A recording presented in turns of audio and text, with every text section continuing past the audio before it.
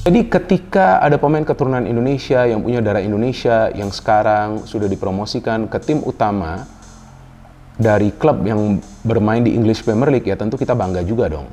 Karena pemain ini tentu punya pengalaman berlatih dan bermain di Inggris. Kemudian pemain ini tentu latihannya berbeda ya, jauh berbeda daripada pemain-pemain yang bermain di liga domestik kita. Dan satu lagi adalah mindset. Nah, kalau kita ngelihat mindset dari para pemain keturunan ini sangat beda loh teman-teman. Dan yang harus kita pahami adalah mereka juga belum bisa beradaptasi secara cepat ya sebetulnya. Karena kan ini adalah pengalaman baru bagi mereka. Dan mereka kan belum terbiasa bermain secara bersamaan. Artinya yang menjadi persoalan bukan dari segi kualitas secara individu, tapi dari segi koordinasi secara tim. Nah, inilah yang harus dibenahi. Dan itu semua tentu adalah tanggung jawab dari sang pelatih Coach Sintayong. Jadi Coach Sintayong yang harus bisa menyatukan para pemain lokal dengan para pemain keturunan. Dan itu harus dilakukan dalam waktu yang cepat. Apalagi sekarang sudah ada pemain seperti Justin Hubner, yang jika teman-teman masih ingat ketika dia bermain di pertandingan-pertandingan uji coba bagi Timnas Indonesia U20 ya, ketika itu ada pemusatan latihan kalau nggak salah di Turki ya, saya sudah lupa, ada bermain di beberapa pertandingan uji coba, kan permainannya tuh ngeyel banget ya. Ngeyel bukan artinya mainnya kasar, enggak, tapi ada keberanian dari Justin Hubner di usianya yang masih muda. Jadi jangan lupa teman-teman, usianya masih 20 tahun loh pemain ini. Tapi lihat fighting spirit dia, lihat kepercayaan diri dia. Ini kan jarang kita lihat di pemain-pemain muda. Dan biasa pemain-pemain muda yang punya kepercayaan diri seperti Justin Hubner ini berpotensi menjadi pemain besar di masa depan. Nah, ini kan perlu dijalankan yang namanya evaluasi, yang namanya tanggung jawab. Supaya apa? Supaya semuanya berjalan pada koridor yang benar, yang fair. Jangan mentang-mentang Sintayong terus kemudian menjadi seperti nggak ada yang berani mengkoreksi gitu loh. Karena ini pertanyaan harus dibebankan kepada Sintayong dengan sisa waktu yang ada, dengan performan kemarin yang di Uzbekistan, apa yang menjadi penjelasannya? Kan semua support sudah diberikan sekemampuan sepak bola Indonesia ya, sesuai dengan kemampuan sepak bola Indonesia, support diberikan Sesuai standar kompetensi ya. Fasilitas diberikan, TC luar negeri sudah, apa sudah. Tapi dengan penampilan yang seperti itu, apa pertanggungjawaban seorang Sintayong? Kan begitu dong. Supaya kemudian ini semua aman. Saya yakin kalau pelatih lokal ini kelar ini. Makanya jangan begini pertimbangannya. Jangan karena cari populer nggak berani melakukan evaluasi kepada Sintayong. Takut nggak populer, paham nggak, Jen? Iya kan? Karena sejauh ini kan Sintayong ini media darling tuh. Coba kan harus fair dong. Udah 3 tahun kerja di lapangannya kan. Kalau kita nonton lah sepak bola luar gitu kan kelihatan kerja pelatih itu. Oh, mainnya begini. Oh, kan kita ngelihat. Oh, ada yang dikerjain pelatih. Contoh Spalletti di Napoli gitu ya. Mainnya Napoli kan kelihatan. Oh, Spalletti kerjanya begini gitu. Ngerjain apa? Buah karyanya tuh kelihatan di lapangan. Yang Sintayong ini apa? Kalau lawan Filipina itu yang sulit dimaafkan. Karena ekspektasinya itu menang gitu loh. Kalau lawan Irak kita udah hitung-hitungan mungkin kalkulasinya kalah. Walaupun kalahnya nggak sebanyak itu juga gitu ya. Tapi kalah gitu kan. Tapi kalau lawan Filipina ini kalkulasinya harusnya menang. Dan lawan-lawannya itu yang kita juga sebagian pemainnya kita kenal karena main di kita. Betul. Iya benar. Kita terus lawan rumput itu kita udah pernah coba gitu loh. Bukan barang baru ya. Iya bukan. Ya makanya tadi gue bilang ini alasan klasik, jangan jadi alasan gitu. Artinya di sini STI juga tampaknya gagal menerapkan strateginya gitu dengan perubahan komposisi pemain yang ada. Itu harus diakuin gitu. Karena lihat dari hasil sebelumnya kemudian harusnya ada evaluasi dan mestinya lebih baik saat menghadapi Filipina, nggak terjadi gitu loh. Artinya kan di situ dia fail gitu loh. Nah ini yang gue pikir juga masyarakat harus objektif juga gitu loh, melihat perbandingannya bahwa memang ini fail gitu loh. Dari 2 pertandingan awal ini kita fail gitu. Nggak akan gampang bagi Indonesia untuk lolos.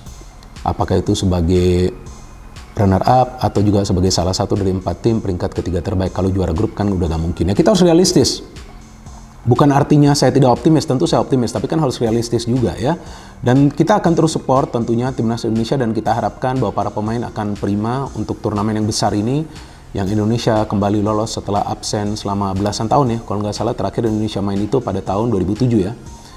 Dan saya pikir setelah dibantai di kandang Irak, ya kita nanti ada kesempatan untuk menunjukkan kemampuan kita terbaik ketika nanti kita bertemu mereka di pertandingan pertama, kalau nggak salah 15 Januari loh nanti. Nah, itu adalah momen bagi Coach Sintayong untuk tunjukkan permainan terbaik dari timnas Indonesia, dan kita harapkan full tim.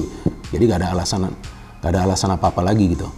Dan para pemain juga diharapkan jangan membuat kesalahan. Nah, kadang-kadang pelatih sudah memberikan game plan, sudah benar berjalan, ternyata ada pemain yang melakukan kesalahan, ya tentu itu sulit dong ya. Bagi timnas juga untuk mendapatkan hasil akhir yang positif. Pengamat sepak bola, Justinus Laksana atau akrab disapa Coach Justin, menganggap Sintayong belakangan gagal memanfaatkan kualitas pemain yang dimiliki timnas Indonesia. Hal itu disampaikan Coach Justin ketika menjadi bintang tamu dalam podcast di kanal YouTube Hassanis Corner, yang dimiliki anggota Komite Disiplin Komdis PSSI, Hassani Abdul Ghani. Justin menjelaskan bahwa pemain yang dimiliki timnas Indonesia saat ini memang tidak punya level setinggi para penggawa Liverpool hingga Manchester City. Namun, menurut mantan pelatih timnas futsal Indonesia itu, Sintayong sebagai pelatih harusnya bisa memanfaatkan sumber daya pemain yang ada untuk membentuk tim yang solid. Sintayong dianggap Coach Justin gagal merujuk pada hasil minor yang didapat timnas Indonesia pada 2 laga grup F putaran kedua kualifikasi Piala Dunia 2026 zona Asia November lalu. Garuda diketahui takluk 1-5 dari Irak sebelum secara mengejutkan ditahan imbang tim lemah Filipina dengan skor 1-1. Butuh sinergi antara pelatih dan pemain. Main sesuai kapasitas, kata Coach Justin di KTP pada Kamis, tanggal 7 Desember tahun 2023. Kita tidak punya Lionel Messi, Cristiano Ronaldo hingga Kevin De Bruyne. Pemain kita pas-pasan, tapi bukan berarti tidak bisa raih sesuatu. Itu kualitas kita benar-benar harus dimanfaatkan pelatih. Kali ini STY, Sintayong, saya anggap gagal, tambahnya. Saat memainkan 2 matchday grup F kualifikasi Piala Dunia 2026 zona Asia, timnas Indonesia diisi banyak pemain abroad termasuk Jordi Amat, Sain Patinama, Sandy Walsh hingga Rafael Struijk. Namun, ketika bermain, STY dianggap belum bisa meramu taktik agar semua pemain itu bisa tampil kompak dan selaras dengan filosofinya. Kalau kalah dari Irak, di kandangnya wajar. Vietnam dan Filipina pun saya prediksi akan kalah. Tapi, saat imbang, lawan Filipina, itu tidak bisa diterima, tambah Justin. Meski mengkritik Sintayong, Justin menegaskan kinerja sang pelatih dalam 4 tahun terakhir itu setidaknya cukup baik. Hal itu dia nilai terlihat dari meningkatnya standar timnas Indonesia setidaknya perihal ketahanan fisik di atas lapangan. Saya pendukung STY. Dia di sini sudah 4 tahun, kata Justin. Biasanya stamina para pemain timnas Indonesia di menit 70 sudah drop. Di bawah STY, bisa mengikuti, jauh lebih baik tambahnya.